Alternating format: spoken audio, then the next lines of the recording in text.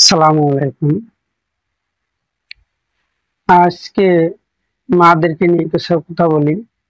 যে অনেক ছেলে মেয়ে মাদেরকে সম্মান করে না, বাবাদেরকে সম্মান করে না। এই বাবা মাকে সম্মান না করার পিছনে কিছু কারণ আছে। সেই সময় দেখবেন যে সেই বাবা মারা তার বাবা মাকে, অর্থাৎ আমার দাদু দাদিকে সম্মান করতো না, আমার নানা নানিকে সম্মান করতো না। এই কারণে তার ছেলেমেয়েরা তাকে সম্মান দেয় না। এই সম্মান না দেওয়ার পিছনে আরো অনেকগুলো কারণ থাকে। যে ছেলে মেয়েদেরকে আমরা কি করি, ভালো কিছু শিখাই না। ভালো শিখার একটাই জায়গা হলো, সেটা হলো আপনারা আপনাদের ছেলে মেয়েদেরকে কোরআন শিক্ষা দিন। সেই জায়গায় দেখবেন যে অনেক হাদিস, অনেক কোরআনের ভিতরে মৌলানারা যারা আসে তারা আপনাদের বাচ্চাদেরকে অন্তত এইটুকুই শেখায় যে আপনারা কখনো বাবা মাকে অসম্মান করবেন না, সম্মান করবেন। কিন্তু এই বাবা মাকে অসম্মান করবেন না, সম্মান করবেন, এই কথাটা আপনার কোনো বইয়ে, এই আপনার প্রাইমারি থেকে শুরু করে কলেজ জীবনে যে কোনো জায়গায় আপনি পাবেন না।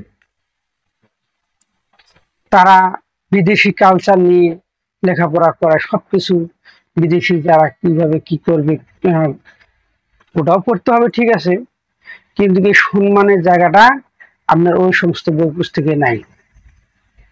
না থাকার কারণে বেশিরভাগ দেখবেন যে যে ছেলেমেয়েরা বাবা মাকে সম্মান করে না, দেখবেন যে অধিক ছেলেমেয়েরাই তারা কোরআন সম্পর্কে, হাদিস সম্পর্কে কিচ্ছু জানে না, নামাজ কালাম কিচ্ছু জানে না, অথচ নামে মুসলমান।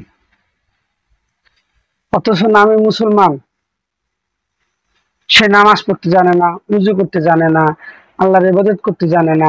তাহলে সে যে কিছুই জানে না, তাহলে বাবা মাকে সম্মান করবে এটা কিভাবে জানবে সে?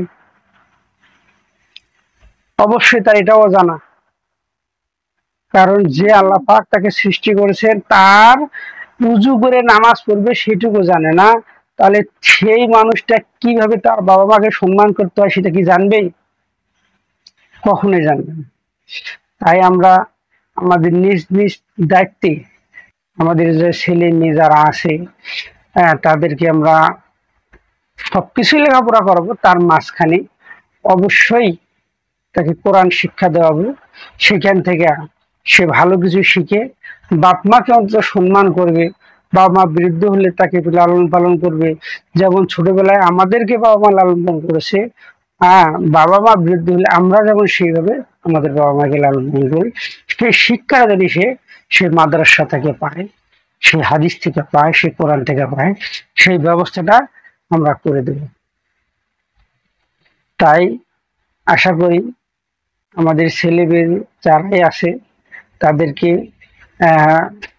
যত খালি স্কুল আর ইউনিভার্সিটি আর কলেজের দিকে ঠেলে না দিয়ে কিছু মাদ্রাসার দিকে, মাদ্রাসাও কিছু করাই, ওদিকে পড়ানো, ওটারও দরকার আছে, ওটাও লাগে। হ্যাঁ, মানুষ উচ্চ শিক্ষিত হলে ওটারও অনেক গুণ আছে, ওটাও দরকার।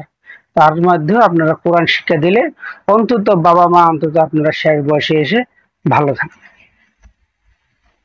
আশা করি কথাটা বুঝতে পারছেন।